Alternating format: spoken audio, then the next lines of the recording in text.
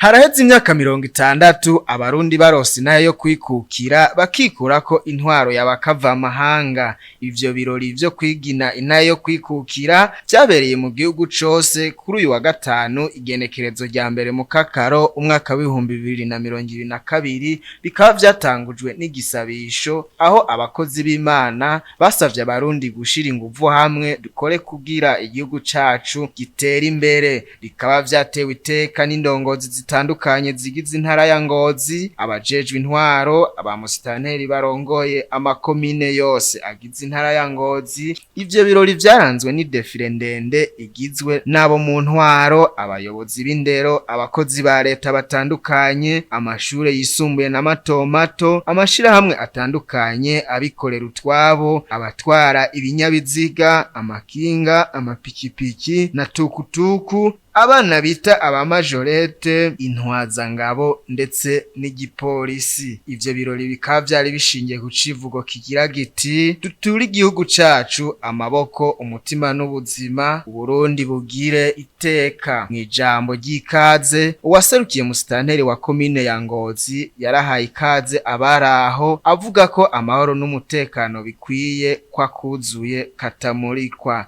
Buramatari w'intara ya Ngozi Ntacunsanze Emmanuel mwijambo ryiwe yaramenyesheje ko amahoro n'umutekano bikwiye mu ntara ya Ngozi. Asaba abanyengozi kwijukira ibikorwa vy'iterambere no kwisunga ivyivugo vy'igihugu nka turi kumwe twese birashoboka, umunwa wose uronke ico ufungura, umupfuko wose uronke amafaranga.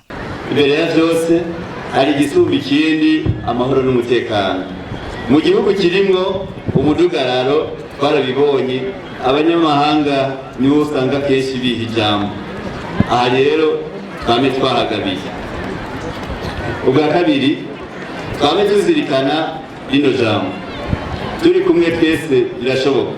Mu gihe tuzoba turi mu bumwe tugakora dusenyera ku mugozi umwe, nta nkeka ko tuzoshika ku iterambere rirama kandi ribereye. Dukorere hamwe twese rero kuko tubiri tuvurana ubupfa. Uwateye intambwe nawe azaribuka gufata ukuboko mugenzi we amuhungurutse. Ubwa gatatu twabise kumuzirikanye ko atawuvuka rimwe ngo yuzure ingobyi. Tuze mu myidodombo dushime aho tugeze, hanyuma twigira inama yo gutera iyindi ntambwe. Buramatari w'intara ya Ngozi yaragarutse ku ijambo rijanye n'uwo munsi mukuru wo kwikukira ryashikirijwe n'umukuru w'igihugu c'u Burundi Varisito Ndayishimiye, rikaba ryari rishimikiye kwihabuzwa ry'intara yo kwikukira tazerinze kuko akimuhana kazi imvura ihise no gukomeza amahoro, umutekano n'ibikorwa vy'iterambere. Ivyo birori vyo kwibuka ukwikukira kw'igihugu c'u Burundi bikaba vyasozerewe n'igisabisho c'abakozi b'Imana. Ingozi ku Gasaka Web TV, Tarsise Ndayiragije.